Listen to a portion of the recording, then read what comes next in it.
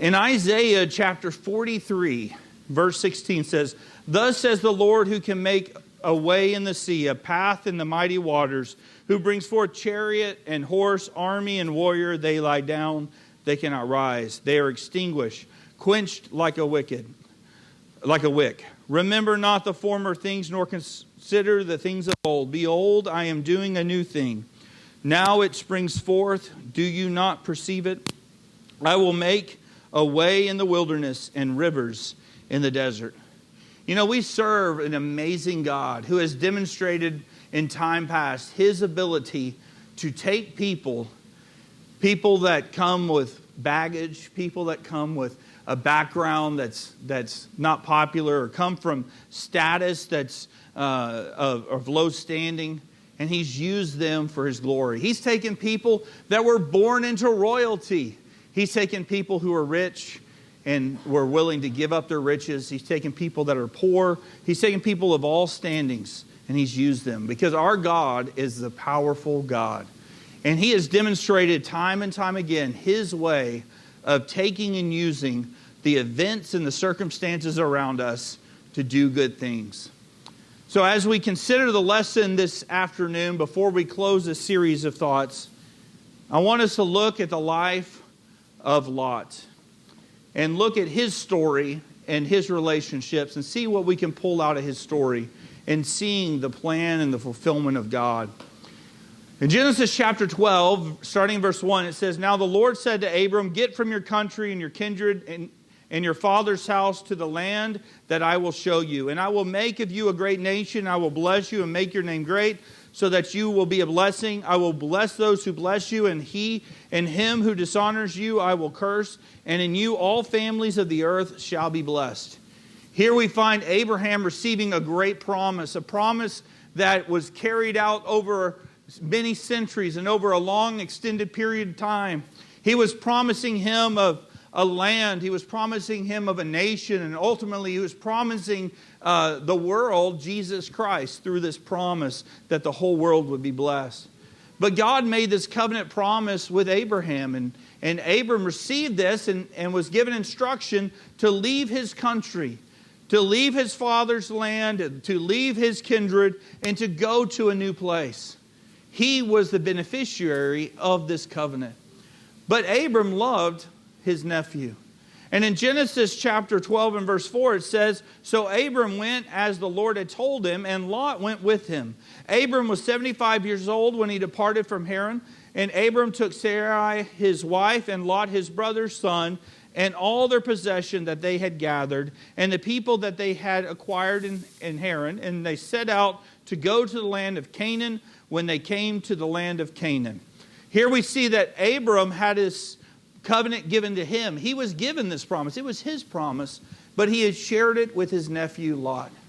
You know, we see in that a very special bond in a relationship. Abraham loved his nephew. And his nephew made a great choice to follow his uncle. An uncle who had been successful, but an uncle that had been the beneficiary of a great promise. So Lot follows Abram. And as they continue and as they journey, we find that they had both been so blessed by this partnership and blessed by this travel together that they no longer could share the same field. They were having a problem. They had their herdsmen, and their herdsmen were fighting because there was not enough grazing land for both of their sets of cattle. They were both very wealthy. Their servants were fighting. And so Abram, doing the honorable thing, he goes up and he tells his nephew, "Look, here's what we're going to do." And he says to Lot, "That there be no strife between you and me, and between your herdsmen and my herdsmen, for we are kinsmen. Is not the whole land before you? Separate yourself from me. If you take the left hand, then I will go to the right. If you take the right hand, then I will go to the left." Here they had a conflict in their relationship, and it wasn't anything between Abram and Lot. It was about the circumstances that they had going on. And in that conflict, they could have fought and continued to fight in that situation. But what Abram said is, "Look, here is a way to benefit both of us. You go and you enjoy this place, and I will go and enjoy this place, and we'll still be kin. We'll still be co-workers. We'll still love each other, and we'll still work towards this promise in Canaan." But what happens? Lot is given the choice. You know, when I was a kid, my parents would always, buy us a cake or buy us a pie or buy us a singular donut. That's more of how we rolled back in the day. And they say, whoever cuts it, the other one picks it. Why? Because that's the only way you can cut fair. Because what is an 8-year-old boy going to do? He's going to cut it with just a little sliver and take the big piece. So if one of you cuts it, the other one gets to pick. Well, in this scenario, Abraham was giving Lot the choice. And if Lot were to look out, you would expect that Lot, loving his uncle as he would, that he would do the honorable thing and choose the lesser path. But notice what's said in Genesis chapter 13 and verse 10. It says, "And Lot lifted up his eyes and saw that the Jordan Valley was well watered everywhere, like the garden of the Lord, like the land of Egypt." You see, Lot looked up and his eyes betrayed him. He saw one path was better than the other path. And, so he should have chosen the worst of those two choices and given his uncle the better land. But that's not what he did. In verse 10 it says, "So Lot chose for himself all the Jordan Valley, and Lot journeyed east. Thus they separated from each other. Abram settled in the land of Canaan, while Lot settled among the cities of the valley and moved his tent as far as Sodom." Now in this case, Lot had a choice. And if Lot would have been honorable, he would have chosen the path that Abram went on and gave Abram the better location. But God's way is different than man's way. And Lot's eyes deceived him. And his own covetous nature, his own desire for what was better, ultimately led him to pitch his tents as far as Sodom. Now, Proverbs chapter 14 verse 12 says, "There's a way that seems right to a man, but its end is the way to death." Sometimes what we think is right isn't right. What seems like the clear path and the obvious choice for us isn't so obvious. And that's why it's so important when we're making personal decisions about how we work and who we work with and the work of the church especially, that we prioritize the other over ourselves. Because if our motives and our intentions are self-serving, then we're going to be a lot like Lot. We're going to find ourselves taking the selfish choice and going down the wrong path. Now, what's so big about Sodom? It says in Genesis 13:13, "Now the men of Sodom were wicked, great sinners against the Lord." You see, the men of Sodom were wicked. And what Lot did was he separated himself from the one who was to inherit the promise and put himself in a situation where he was now surrounded by wolves. Maybe the grass was greener. Maybe the water was purer. But there was a problem. And there was a problem because he put his family and his situation in danger. Now, even in that, Abraham loved Lot. He continued to love his nephew. And even as Lot made that choice, Abraham didn't just say, "You know what, buddy? I gave you this choice thinking you were going to be honorable. I gave you this choice thinking that you would be fair and you would respect your elder. But you've taken the better path. You're dead to me. We're done. We don't have a relationship anymore." He could have had that attitude. But that wasn't Abraham's attitude because Abraham loved his nephew. And sometimes in our situations, our relationships, we may have a disagreement. We may have a situation where someone is acting selfishly in our life and taking advantage of us. We've got to keep that door open for a relationship to be restored. We can't cut them out of our life. And Abraham continued to love his nephew even in spite of being taken advantage of. So much so that Lot and his family were kidnapped. They were taken captive. And it says in Genesis chapter 14, verse 14, "When Abram heard that his kinsmen had been taken captive, he led forth his trained men born in his house, 318 of them, and went in pursuit as far as Dan. And he divided his forces against them by night, he and his servants, and defeated them and pursued them to Habath, north of Damascus. Then he brought back all the possessions and also brought back his kinsman Lot with his possessions and the women and the people." Abraham loved his nephew so much he was willing to risk his own neck to go save him. Abraham could have sent soldiers. He could have sent servants. But it says he went out as well in pursuit. He was an old man. But he loved his nephew so much, he was willing to put himself in harm's way. He cared that much about that brother. We should have that same attitude towards those that have taken advantage of us. When they find themselves in peril, when they find themselves in danger, they find themselves in distress, we should care about them just as if they were still here with us. And we should love them. And we should be willing to pursue them if they're found in that way. Abraham loved his nephew. You know, in Proverbs 17:17 says, a friend loves at all times and a brother is born for adversity.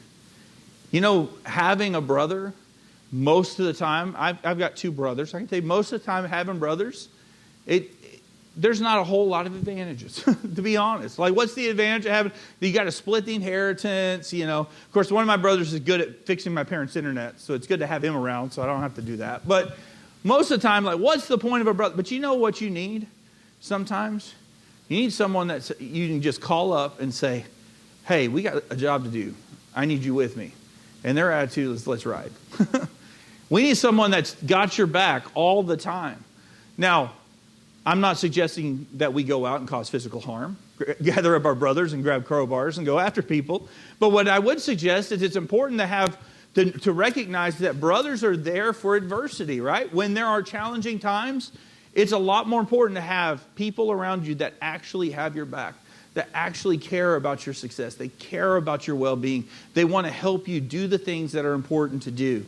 And that's why you have a brother. And that's why we have a church. Otherwise, we could just be a bunch of individuals. But we have a body that's working together because we're here to support one another, encourage one another. And Abram was that brother in that time of adversity. Now then, not only did Abraham save Lot once, but Abraham saved Lot twice, at least. Because God had told Abraham, I'm going to destroy the cities of Sodom and Gomorrah. Because they're so wicked, I'm going to destroy them. And Abraham could have said, you know what? I've already tried. I've tried to save this guy. I even pulled him out of being kidnapped.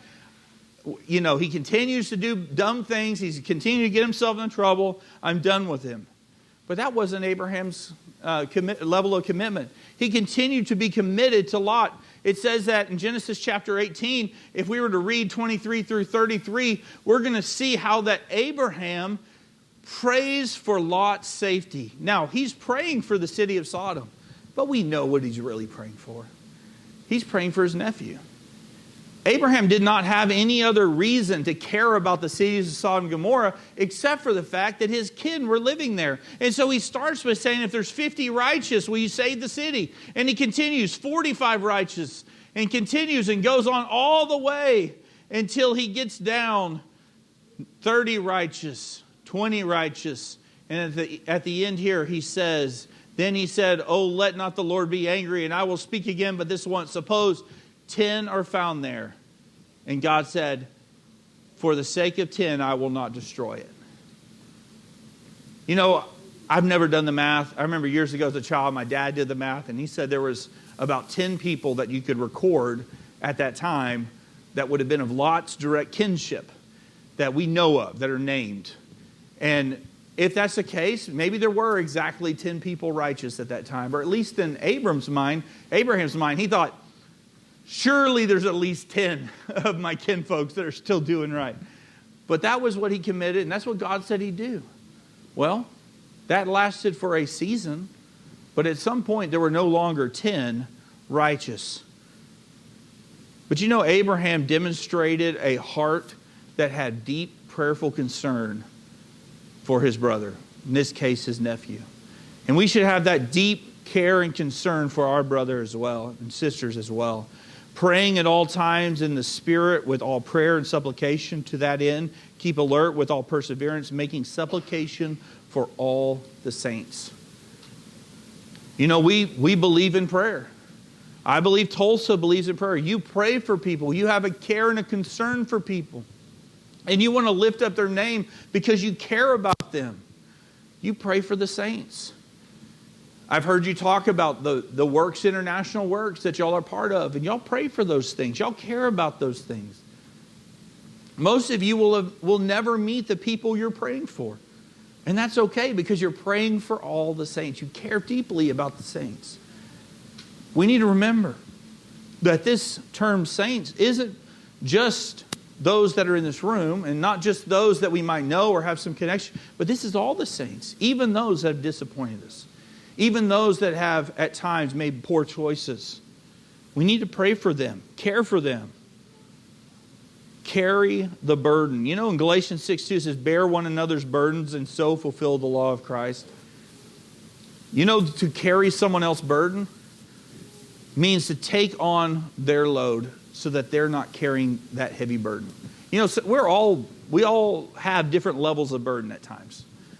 And we need to be mindful that someone that you're sitting next to today may have a real challenge that you're not aware of. And we need to be prayerfully considering how we can assist them and help them to make it down life's journey. Abraham wanted to lift the burdens off of those people. He cared deeply for Lot and his family. Now, eventually, there were no longer 10 righteous in the city because God was to fulfill his righteous judgment. And Genesis chapter 19 says, 2 angels came to Sodom in the evening, and Lot was sitting at the gate of Sodom. When Lot saw them, he rose to meet them and bowed himself with his face to the earth and said, my lords, please turn aside to your servant's house and spend the night, wash your feet. Then you may rise up early and go on your way. They said, no, we will spend the night in the town square. So here 2 angels come into Sodom, and this is part of God's judgment. He's sending in these 2 angels. But notice when he sends in these 2 angels, a couple of things I think we should point out. First off, Lot is at the city gate. You know, last time we heard about Lot and where he was stationed, it was in the fields pitched near Sodom. And no longer was he just near Sodom, but now he's in the city gate. Something else to note is to be at the city gate was not just like some poor person's job to open and close the gate. These are where the city elders would be. This is like the most important place. If you are of high respect and authority, you were sitting at the city gate. This is more than just being the guys at the coffee shop on Saturday morning who want to talk gossip. These is like decisions are made based on who's coming and going through this gate. And that's the important people were there. He was there because he was an important person. He wasn't just a citizen of Sodom. He was of some authority at this point. Now, as he is in the city gate, notice he says to these servants or angels to come with him to his house. Hospitality was of great significance in those days. Now, we're told to be given to hospitality, and there is value in hospitality. There's value in those things. We're told to do those things. It's this week we've been my family has been a recipient of great hospitality. But you know, there can be an extreme in hospitality, and there can be a time when we have made hospitality or any particular act more important than honoring God and God's laws. And this is one of those cases. Inviting these angels to his house was an honorable thing. But what happens next is not.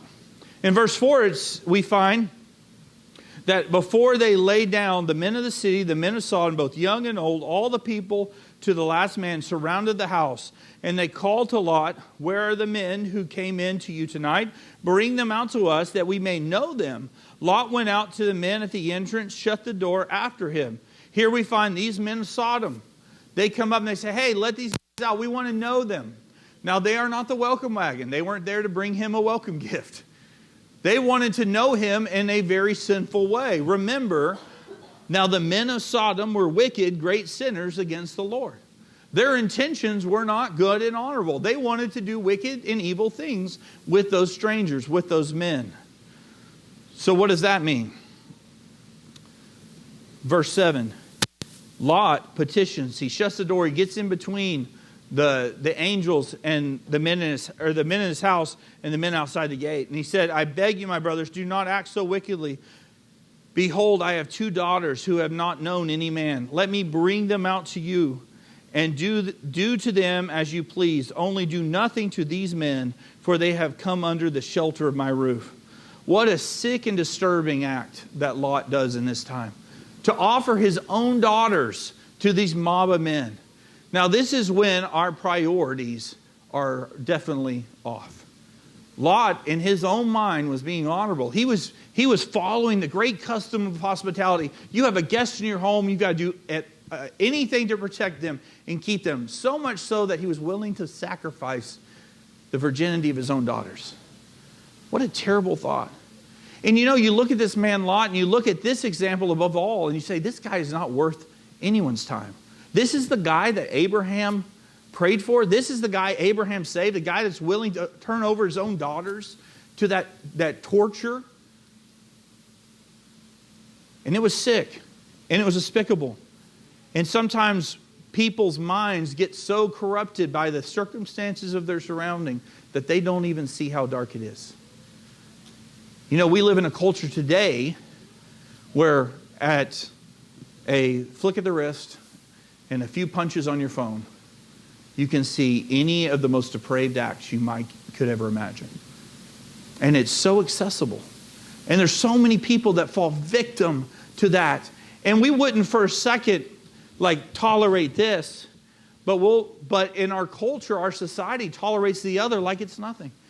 Women who are enslaved into that lifestyle. Men who are enslaved into that lifestyle that have no exit, that are either strung out on drugs or literally owned by gangs in foreign nations who are being used to satisfy the lusts of men and women. Not much different than what happened there. And we might be sick about this, and I'm absolutely sick about this. This is wrong. But we need to have the same level of repulsion on that very much victim crime of pornography that is infiltrating our world. You see, Lot was making some really bad choices, wasn't he? He thought selfishly. He thought without care for his own daughters. And that's not going to come without consequence. But in all that, God continued to rescue Lot. In chapter 19, verse 15, as morning dawned, the angels urged Lot, saying, "Up, take your wife and your 2 daughters who are here, lest you be swept away in the punishment of the city." I want to point out that even, before we read this next part, even though he offered those things, the angels did not permit it. And they caused those men that had come to the house to become blinded. And they scattered out. So although Lot was making a very poor choice, his daughters were not harmed in that case. Just wanted to make sure that closed that circle. But in verse 15, as the morning dawned, the angels urged Lot, saying, "Up, take your wife and your 2 daughters who are here, lest you be swept away in the punishment of the city." But he lingered. So the men seized him and his wife and his 2 daughters by the hand, the Lord being merciful to him, and they brought him out and set him outside the city. And as they brought them out, one said, "Escape for your life. Do not look back or stop anywhere in the valley. Escape to the hills, lest you be swept away." Here we find, again, Lot making bad choices. He's just witnessed the power of these angels to blind the men. He's just witnessed all of this, and they said, "Get out of the city. God's destroying the city." And what does he do? He lingers. He hesitates. So much so they got to grab his hands and drag him out of the city and set him outside the city and send him up to the hills to escape. Now, his redemption came with a cost. He was saved as the city was destroyed around him, but not his wife. In Genesis 19, verse 26 says, "But Lot's wife behind him looked back, and she became a pillar of salt." Now, this is an interesting part of this story, because when I was a child, and I've seen different church buildings that have a clock in the back of the church, and they would have a passage on there that says, that's from Luke chapter 17, verse 32, says, "Remember Lot's wife." Like, don't turn back and look at the clock at church. That's not actually what happened. And I always thought it was, but it really isn't. It's not that she turned her head and looked towards the city. That's not why she died. She actually went back to the city. You say, well, how do you know that? That's not what it says. Well, we know that because the account of Luke chapter 17, what is Jesus talking about when he says, "Remember Lot's wife"? He's talking to them about what's going to happen in Jerusalem. Those that are in the field that look back and go back to get their stuff in their houses, that they're going to be lost. The people that are outside the city, don't go back in the city because you'll be destroyed. Remember Lot's wife? You see, Lot was hesitant, but his wife went back. Now, imagine being a mother. She had other children. She potentially had grandchildren still in the city. And she wanted to go back to them. Maybe it was the possessions. Maybe it was other things. But she went back into the city, and because she was in the place of God's wrath, she died. And she died in that destruction. She became a pillar of salt, pillar of ash, destroyed, just like the city. Now, remember, the men of Sodom were wicked. And day after day, Lot's family were surrounded by wickedness. And there's something to be said about putting your family and putting yourself in a situation where every decision around you is based on wicked things. It's hard to say how we might act when the whole world around us is wicked. But I can tell you, it's hard not to be influenced by some of those things. It's hard to be a light set on the hill when the whole world is such pitch black darkness. And that's the world he lived in. So much so that the concepts of morality and the concepts of good and bad were jaded in the eyes of his family. You see, his daughters loved their dad, but they weren't taught a respectful sort of way like we're taught in Scripture. But instead they loved their dad, so they came up with a plan in their own corrupted minds on how to honor their dad. It says, and the firstborn said to the younger, our father is old, and there is not a man on earth to come into us after the manner of all the earth.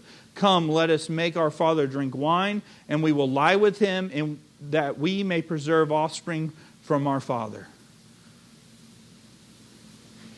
What a sick and terrible decision, based on an environment and a culture of wicked ideas and concepts. That these girls who thought they were doing something good and honoring their dad chose to get him drunk to lie with him. And I tell this story because, as you notice, there was not just this instant decision that Lot made that put his family in this jeopardy. But it was a series of bad choices. It was a series of choices where Lot did not do the honorable thing, but instead made selfish choices. And a selfish choice that led to so many heartaches. By moving his family into the city of Sodom, which was surrounded by wickedness. And there, to find his own daughters creating this concept and doing this evil deed. So the question we might ask is, why did God rescue Lot? I think that's a fair question. Why did God rescue Lot? Why would he care about this man when all of the things that he did and all the wickedness that was around him? Well, the Bible tells us a couple things. 2 Peter chapter 2, verse 6 and 9 says, if by turning the cities of Sodom and Gomorrah into ashes, he condemned them to extinction, making them an example of what is going to happen to the ungodly. And if he rescued righteous Lot, greatly distressed by the sensual conduct of the wicked, for as that righteous man lived among them day after day, he was tormenting his righteous soul over their lawless deeds that he saw and heard.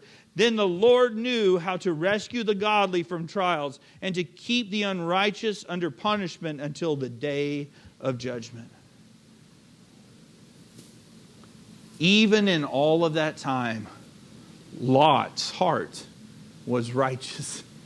Even in that time, he was greatly distressed about everything that was going on. Even in his own poor choices, and even in his own cluelessness or his own, not appreciating or recognizing the influence on his family, he himself was tormented by it. You see, we are tormented. Every soul is tormented. And we have a choice whether or not we will submit ourselves to God and be saved and redeemed by Him. And one of the reasons why I believe God rescued Lot is to show us that we're worth saving. That no matter how wicked, how bad, how poor our choices are, how poor the circumstances around us, that God understands and recognizes when our heart is sincerely desiring good. And He looks out on us and He says, you're worth saving. Isaiah 49:16, behold, I've engraved you on the palms of my hands. Your walls are continually before me. You see, Jesus is reaching out His hands because He loves us. He has engraved those that are His in Him. Consider the cross and how His hands were imprinted and how His blood was shed. He did that because He loves you and He thinks you're worth saving.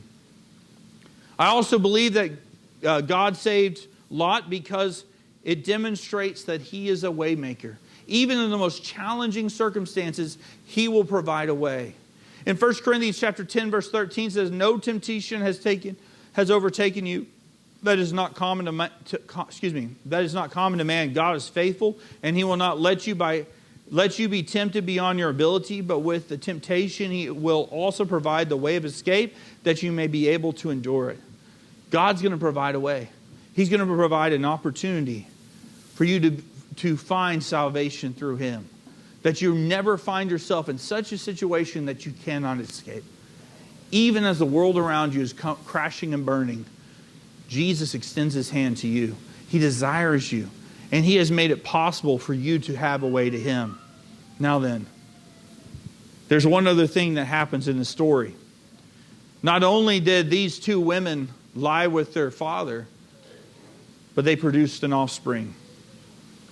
And it says, thus both the daughters of Lot became pregnant by their father. The firstborn bore a son and called his name Moab. He is the father of the Moabites to this day. You know, you might read that and you go, well, what's the significance of this? What's the significance that he's the father of the Moabites? What does that have to do with anything? Why do we care about that? You see, we sometimes look very narrowly at God's plan and design. But God has greater vision. You see, one of those daughters produced the Moabite nation. You say, well, who are the Moabites? Ruth chapter 4, verse 10, and also Ruth, the Moabite. You see, Ruth was a descendant of Lot.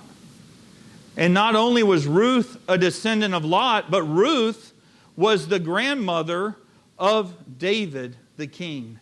And David the king, of his line came Jesus Christ. Even in the most wicked circumstances, God can make a way. Even in the ancestral relationship between Lot and his daughter, could there be a line and a lineage that would lead us to Ruth, which would lead us to David, which would lead us to Christ? If God can work through that, God can work through you. Why did God save Lot? Maybe He saved Lot just for Ruth, or just for David, or just for Jesus. But Lot was saved. And because of that, we have hope through Jesus. Jesus is of that lineage. And Jesus provides you today a way of escape. If you are overcome with sin in your life and you're struggling to escape it, know this, that Jesus died so you could. You can have hope. You can have opportunity.